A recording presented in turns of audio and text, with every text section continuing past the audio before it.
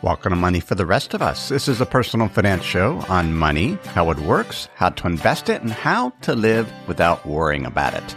I'm your host, David Stein. Today is episode 548. It's titled, What I Did Over the Break and What to Expect in 2026. For the past 25 years or so, I've basically not worked during the last few weeks of the year. I did it as a new institutional investment advisor as I was able to accrue more vacation. I certainly have done it with Money for the Rest of Us as we've not published episodes typically over the holidays. Last year, our family and I were in Costa Rica over the year-end break. This year, we were in Tucson. What I wanted to do in this episode is to kind of share what I did during the break. What did I learn? What are my routines at year-end in terms of preparing for the upcoming year? I generally don't have a schedule when it comes to what I do at year-end. There's certain things that I have done over the years that help me plan, help me reflect on what happened in the prior year. There's a saying from French philosopher Gustave Thiebaud, measure repeats, rhythm renews. Natural cycles always allow for the unforeseeable. I like that idea of rhythm. I have year-end rhythms that I follow, but I'm flexible. I allow room for the unforeseeable. And there's certainly things that came up, and that flexibility allows us to address those things. A big part of what I do at year-end tends to be a lot more physical activity. The sort of those year-end things that just need to get done. When we've lived in Tucson, we live on about an acre, and it's desert fauna. So you have a lot of trees that need trimming. The Palo Verde, the mesquite, acacia trees. And so usually over the break, I'll order a dumpster, and then I'll go out and trim trees and fill the dumpster. Took lots of hikes over the break, played some tennis. I spent time with friends. We had a friend, one of my former associates at FEG, stayed with us for a few days. We went out to dinner with some friends at a Oaxacan restaurant, and I had chapulines for the first time, which is a roasted seasoned grasshopper that Oaxacans put on various meals and tasty. But one of the big things that I do is decide my intentions for the next year. And these are not goals. They're not resolutions. Over the break, I saw an article by Roland Fryer. He's an economics professor at Harvard. And the piece was in the Wall Street Journal. And he wrote, "We are awful forecasters of our own future behavior." He referenced a study that was done back in 2006 where some scholars had data of 7,000 individuals, and it related to their gym memberships, whether it was a pay-as-you-go, monthly, or an annual membership. And what they found is that those that paid monthly ended up paying more than they would if they just did pay-as-you-go, because they paid a higher rate because it was monthly, but they didn't go as much, so they could have saved, on average, $10 to $17 per visit had they just paid every time they went.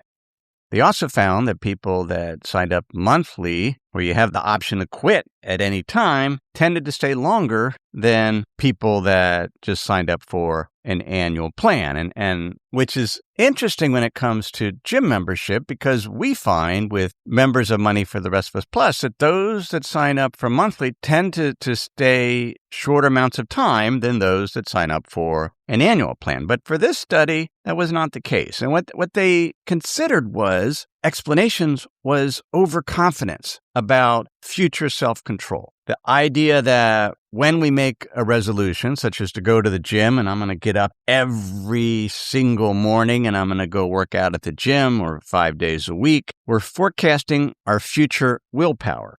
Fryer says we picture an idealized version of ourselves, disciplined, virtuous, rising at dawn. He describes it as our current present self making a contract with our future self that just considers it a suggestion, because we have what's known as present bias. The alarm rings at 5:30 or 6 a.m. and our person at that time, the cost of getting up, the drowsiness, it overwhelms that resolution made weeks earlier. So what's the solution to resolutions? Well, my solution is I don't make them. I have intentions.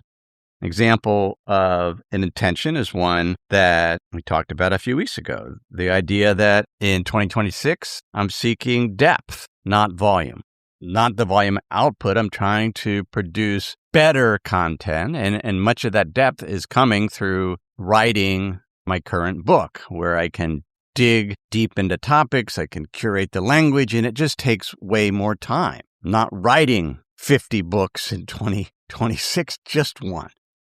The studies when it comes to resolutions found that goals or resolutions that are more approach-oriented, I'm going to do this versus I'm going to avoid that, people tend to keep those more. And then the other idea is to make the bar super, super low. So things that just seem ridiculously easy to do, but if it's an approach-oriented, I'm just going to try to exercise 20 minutes a day, for example, would be an approach-oriented, hopefully fairly simple, depends on the person. And then the other idea is just make it as easy as possible in terms of what Richard Thaler and Cass Sunstein call choice architecture. So if your idea is to eat healthier, you have a bunch of healthy snacks in the refrigerator to make that easier. Now, one of my other intentions for 2026 is just to move.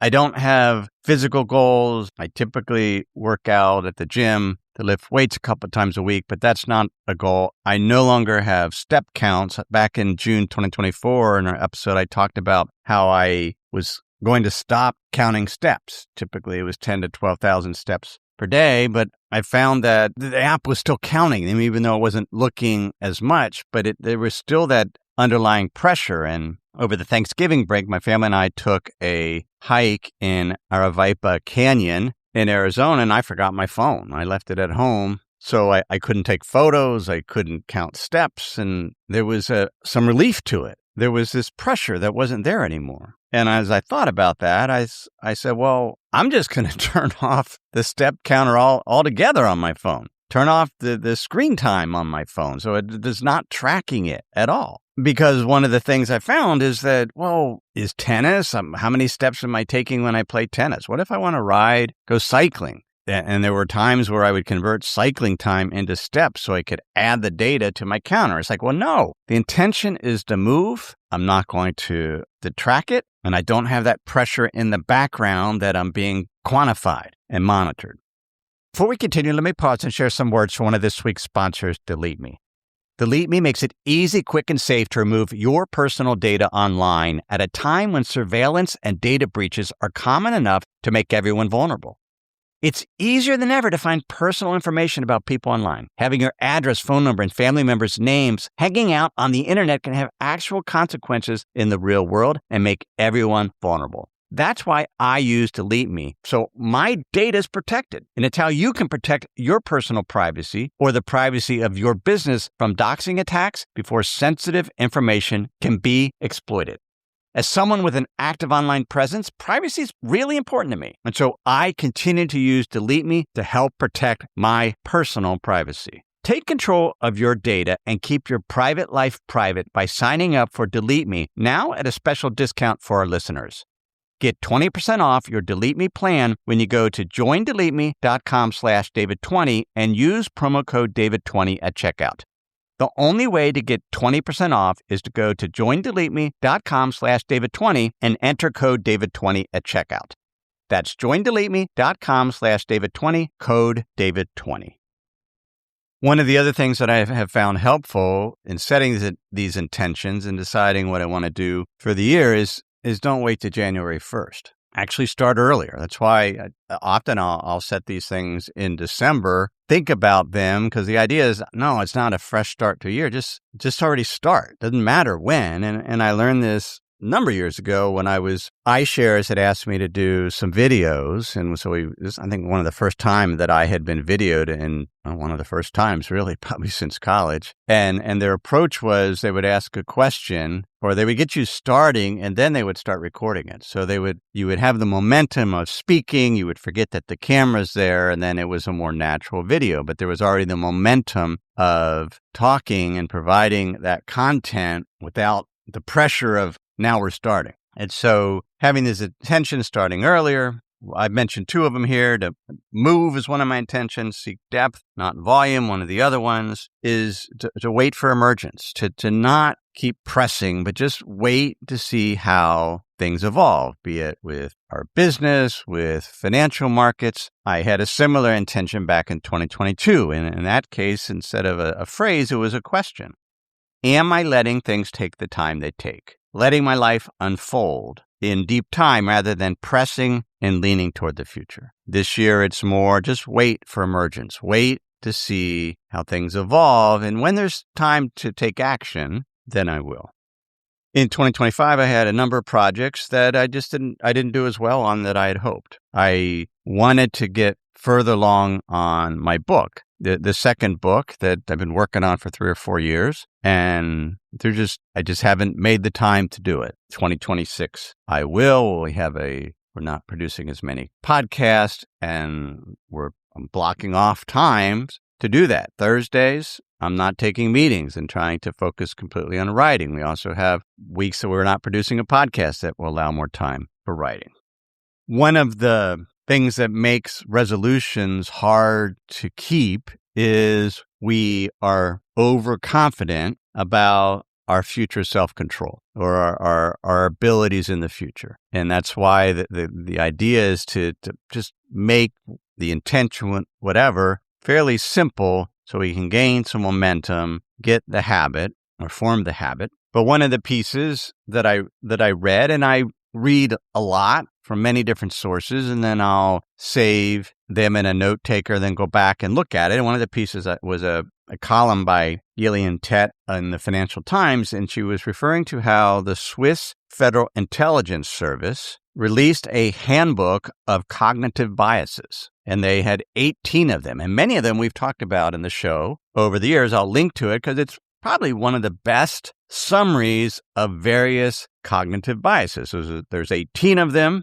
Overconfidence, for example, is one of those, and they list what it is. So the description, so for overconfidence, we overestimate our knowledge and our ability to make predictions. And we could say we're overconfident in our ability to adhere to goals or resolutions. And then they have a column, what to do about it. For overconfidence, show intellectual modesty, self-reflection, be open to feedback. When it comes to investing, one of the things that I've advocated is to track your investment returns, your performance, to see how well you predicted. Certainly some of them will work out, but sometimes we remember the winners and forget the losers, and we don't track the overall returns.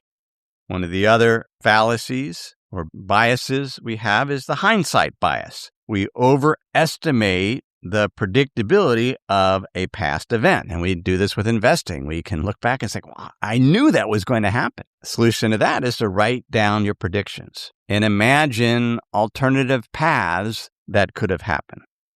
Another bias that ties into some of the things we've been talking about the last month or so on the podcast is the conjunction fallacy. We tend to think of two things combined are more likely to happen than one thing. And the example that they give in this booklet is a group of experts are asked to assess the likelihood of two scenarios for the coming year. The first scenario is the president will no longer be in office. And the second is the president will be replaced by a representative of his inner circle in a coup.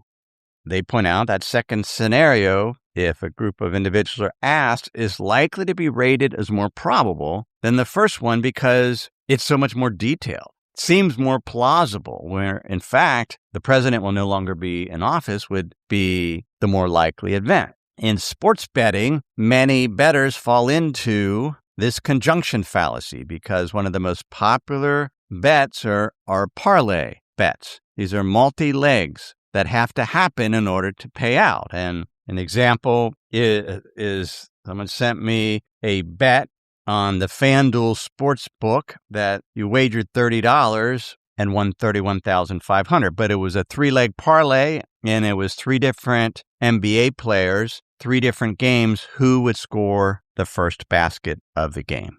That might seem fairly straightforward, high probability, but no.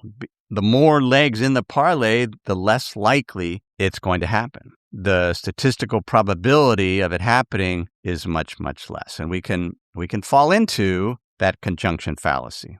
So over the break, I spent some time thinking about those intentions. I won't share them all there, but that's just a rhythm that I have done every year. I also look at my portfolio at year end. I look at what the performance has been. I look at my holdings. Should I make any changes? I use an asset garden approach. So I have a variety of asset types and holdings with different return drivers. I don't have a strategic mix where I have to rebalance at year end, but I'm looking for opportunities. And I was sharing on an email the other day with one of our Plus members, and I pointed out that one of the frustrations with teaching investing, sharing investment insights in audio format, in our newsletter and our strategy report is there just aren't that many opportunities that come. Most of the time, there just isn't anything interesting to purchase. But occasionally something comes up and then I'll research. So I thought I would share an investment that I almost made, that I did all the research and I would have shared with our Plus members, explained why, but I ended up not making it. And this ties into an episode that we did 3 years ago, episode 414 on private REITs. This was on private real estate investing. And at the time, I said, I'm not against private real estate investing. I've done it for years. But the point of the episode was to let listeners be aware of the liquidity issues of private REITs, that because the sponsor is investing in illiquid properties, they can gate the fund and prevent redemptions or limit the amount of redemptions. Typically, redemptions are quarterly, but there's a limit to how much they'll let out, and they can gate it completely. And there was an article yesterday in Bloomberg mentioning this as it relates to Canada, that Canadian investors have put billions of dollars into private real estate funds, and the Canadian market has some challenges, the real estate market, and investors haven't been able to get their funds. They thought they were way more liquid than they were because of the gates. And this has become more commonplace, particularly as interest rates rose. The value of the real estate hasn't kept up. It's fallen in some cases. Before we continue, let me pause and share some words from this week's sponsors. For many business owners, tax time's a little scary. You gather all the paperwork, you send it to your accountant, and you hope the numbers work out. I know in our business, taxes can be really frustrating, and that's where Gelt can help. Gelt is a tax planning and strategy solution for you and your business. With Gelt, you get a dedicated CPA and a full tax team who work with you to build a protective strategy that actually evolves as your business grows. They focus on the real levers that matter for business owners: entity structure, retirement contribution planning, hidden credits and deductions. And they also handle compliance for both business and personal taxes. So everything's in one place. Make taxes part of the business plan with Gelt, your CPA, and their AI-enabled platform. Align your tax strategy to how your business grows. Instead of scrambling once a year, you get proactive quarterly reviews and clear next steps so you always know what's happening and why. Visit joingelt.com and schedule your discovery call today. That's joingelt.com. joingelt.com. There's one investment making headlines lately that's been hiding in plain sight.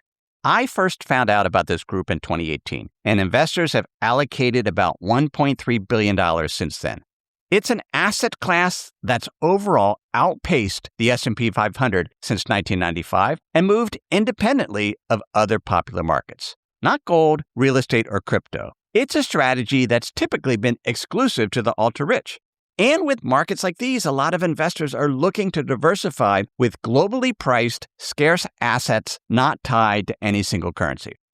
So listen to this. Now you can go to masterworks.com/David to invest in shares of multi-million-dollar artwork offerings featuring artists like Banksy, Basquiat, and Picasso.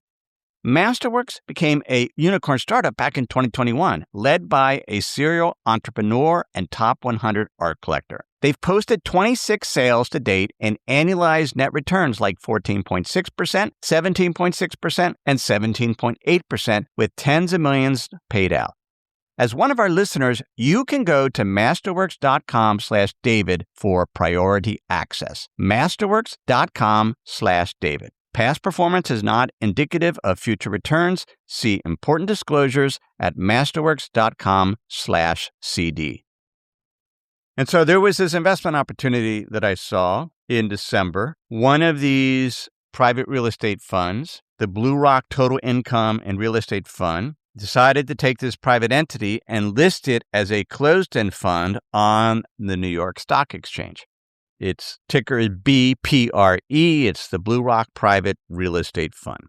It did a public listing, and immediately the price fell to a 40% discount to the net asset value. Now, that was potentially attractive because what I thought was interesting about this fund is the fund sponsor was investing in institutional real estate funds. So this was essentially a fund of funds investing in a diversified pool of real estate funds. And the fund started in 2012. So it's been 13 years. So these should be fairly seasoned funds. And I thought generating cash flow. And if you can buy them at a 40% discount, now there's a potential opportunity. So I started digging into it to see, and I looked at the portfolio. I went and I found the annual report for the year ending September 2025 with every intention of buying this closed-end fund. But then as I started to dig, I saw that it was an unusual portfolio. There was 41% in industrial funds and about 16 to 18% in life science accounts, so biotech, and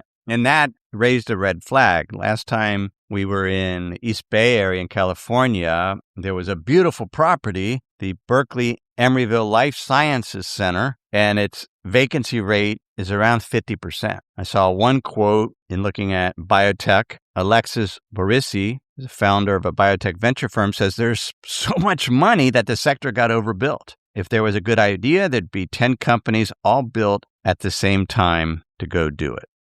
And so overcapacity, and you have these life science buildings that are specialized. And so I saw that raised a red flag. And then when I went in and I looked at the financials, what you want with a real estate fund is enough cash flow being generated to pay the dividend. And that's not the case for this fund. Even though they're institutional real estate funds, either the sector allocation, there was something about it that it just wasn't generating enough cash. The overall return was down 3% for the year ending 2025, but the 10-year return on a total return basis was only been 4% annualized, and since 2012, just 5%, which was fine, but at a 12-year-old fund ought to, at that point, be generating enough income because these funds ought to be mature. But if we look at the financials, total investment income, both dividends and interest, was $127 million, but expenses was $149 million.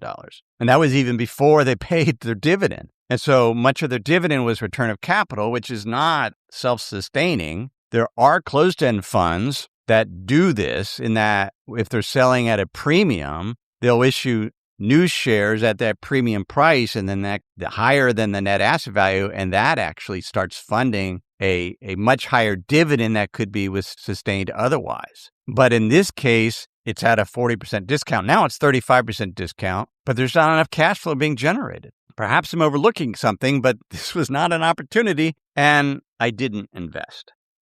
One of the other things I do when I take these long breaks is I look for non-consensus opinions or things that strike me as like, maybe the consensus is wrong about that. And there was an article in The Economist. It was titled, "America's Affordability Crisis is Mostly a Mirage." And it had some data, and I'll link to a chart. I'll link to the article, but also a chart. And they pointed out if real wages are rising, so real wages backing out inflation are rising, that means things are becoming more affordable across the economy. And if we look at the median weekly real earnings for workers over age 16, that has increased since 2015. Now, it definitely spiked in 2020 with the pandemic payments, and then it fell, but it's actually been increasing. There was a period from early 2000s to 2015 where real wages had stagnated. But since 2015, they've actually increased. And The Economist did some analysis that said, essentially the poorest workers have seen the biggest increase in real wages. And they asked the question, so what's going on? And they said part of the issue is that people are focused on the level of prices, which are now about 25% higher than before the pandemic. So no doubt prices are higher. That stings, but real wages have kept up with that. They've exceeded the rate of inflation. But as humans, we tend to ascribe or believe that raises that we get are deserved, and so we should have gotten them anyway, irrespective of what inflation was. And so we remember those price increases. We don't forget. And the prices aren't, in most cases, going back down. Outlier prices, yes, but as inflation overall, we're not going to have deflation as long as the money supply keeps growing faster than the rate of goods being produced. But there clearly are affordability issues when it comes to housing, in especially the bigger cities in the U.S. And the Economist points out that much of the housing higher cost and affordability is related to higher interest rates, which is why the current policy rate for the Federal Reserve is so controversial and such a flashpoint for the Trump administration, et cetera, because higher mortgage rates are making houses less affordable than they were 3 or 4 years ago when mortgage rates were closer to 3%. Affordability is something we'll continue to monitor.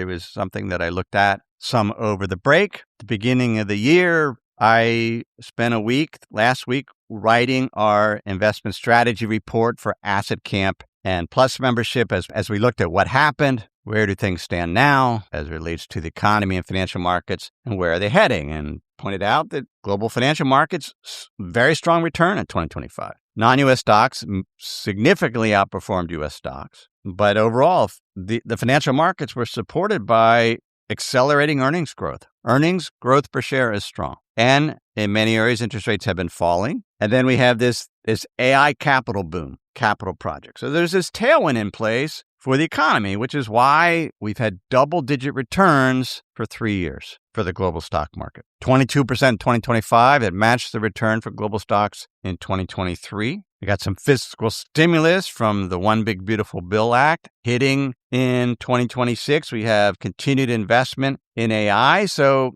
there's a solid foundation for continued economic growth. But there are a lot of geopolitical risk. U.S. much more active in Latin America. They're threatening additional action. The war in Ukraine's not been resolved. There's tensions in the Middle East with Iran. But the base case for the economy and financial markets is continuation of what we've seen. But that could be upended by some type of tail risk events when it comes to politics. 2026 will be a critical year to see whether all this investment in AI leads to higher productivity, boosting economic growth. And much of the evidence so far is anecdotal. But technology innovation leads to job losses, but also job gains. There was a report this week in the Washington Post, and it looked at all the jobs, the fastest growing jobs over decades, and the slowest growing or fastest shrinking jobs. And if we look at the economy over the past 40 to 50 years, the areas that have shrunk the most is farming from 1969 to 2008. And then the other one is secretaries and administrative assistants. There's just fewer of them because workers have been asked to do that themselves, and they've had the tools to be able to automate much of that. But if we look at other fast-growing areas, customer service reps, app and software developers, that's to be expected. Customer service reps surprise me, but as the economy has become more service-oriented, that makes sense. Construction workers, though, a lot more construction workers. And then over the past 3 years, personal care aides. As the boomers age, there's more need for that. Cashiers is another job that there's less of, again, due to automation. Innovation, as you go into a fast food restaurant, oftentimes you're ordering at a kiosk or you've already ordered on an app and there's not a cashier there. Sometimes they're nowhere to be found if you actually need help. So one of the big questions for 2026 is AI. Will we see the implementation that actually leads to productivity? Employment growth is slowing in the U.S. and other areas. Question is why? And finally, one of the big things when it comes to AI is, and there are two pieces that I'll link to, one pretty negative toward it, the other more positive in terms of describing it. But there was a piece written by a number of academics brought up by Walter Frick, where these AIs, these large language models, what they really do is they're transferring culture. They are better organizing information for us to use. And in the study they referred to, they talk about one of the advantages of the printing press is all that information was taken and different topics were put together, and it helped people sort of merge unrelated things to get new ideas. Economies need new ideas to grow. Those come from humans, but the technology and tools can help with that, and that's what the printing press did. And there's a thought that AI, these large language models, are the same way. And they give the example of a human coach. If you hire a coach to help you write a cover letter for a job, that coach has specialized knowledge from their experience,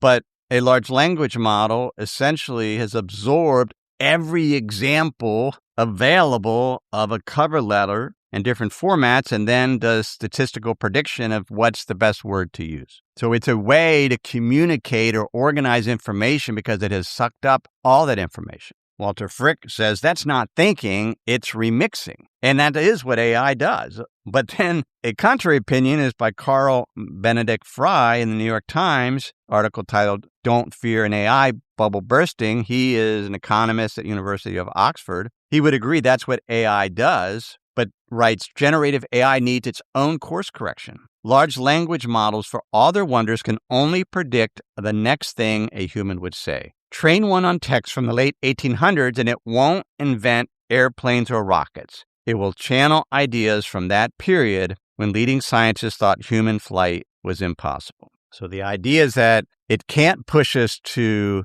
the next area because it's been trained on the existing data. 2026 will be the year to see, is there breakout innovations in AI? Are companies able to take these tools to get more productive, come up with new ideas, new innovations that leads to the continuation of corporate earnings growth and faster economic growth? We'll see. U.S. stocks remains expensive. We have to be aware of valuations. But 2025 was a good year. If we look at model portfolios that we run on Money for the Rest of Us Plus, 2025, the most conservative returned 10%, the most aggressive over 20% return. So that's how I spent the first week. And this week, I'm doing a routine that I have followed the last 8 or 9 years, is coming up with new 10-year expected return assumptions that we use on Money for the Rest of Us Plus. What will different asset classes perform, and what is that range of returns? We look at that yearly, and that feeds into spreadsheets to help members that want to figure out what the expected return on their portfolios are and to help them with rebalancing. That's what we're doing this week and talking about in our Plus episode at the end of the week. You also have a live stream that doing Wednesday for Asset Camp subscribers. And that's how I spent my break. One other thing I did yesterday is I commented on a YouTube video that I released 8 years ago. And one of the things that bugs me, but I recognize it with social media and all these forums, is people comment and they have no context to who you are. I'm just a stranger on YouTube. And this comment was on this video that's 8 years old that was titled, "Will the US dollar collapse? Why do Peter Schiff is wrong about the dollar crisis?" And the comment was, "Do your homework. No one listening. You got it all wrong." And I didn't get it all wrong, but some of it I did. And I thanked him for the comment, pointed out the video was 7 years old, that's an eternity when it comes to financial markets. And I continue to do my homework. I've done hundreds of hours of podcasts and videos since that video came out. And what I said in that video is consistent, and it was right. For inflation, the economy needs an increase in the money supply and capacity constraints. And that's what we got during the pandemic, which is why in episode 336, I warned about inflation coming and we should own real things. But I was also wrong in that video. I said QE on its own doesn't lead to an increase in the money supply and inflation. And that is true. But if the government is running a budget deficit, a massive budget deficit at the time, and I spent a lot of time in that video talking about how the money supply hadn't really increased, we didn't have capacity constraints, and then that's why we didn't have inflation. That's why the dollar wasn't collapsing. But we did, with the pandemic, 40% increase in the money supply. We had capacity constraints, and that was why we had inflation. And that's why we have mortgage rates the way they are now as central banks continue to try to bring inflation down. Now, the US dollar hasn't collapsed, but it certainly has relative to gold. And so it's an ongoing process. We have to recognize, be humble, not be overconfident. We're going to get some things right. We're going to get some things wrong, but we have to make our best judgment based on the weight of evidence. And that's what we try to do at Money for the Rest of Us. It's what I'll continue to do in 2026. Invest on the leading edge of the present. Be flexible, be adaptable, be humble, and that will allow us to meet whatever our intentions are for 2026. That's episode 548. Thanks for listening. Everything I've shared with you in this episode has been for general education. I'm not considered your specific risk profile. I've not provided investment advice. This is simply general education on money and the economy. Have a great week.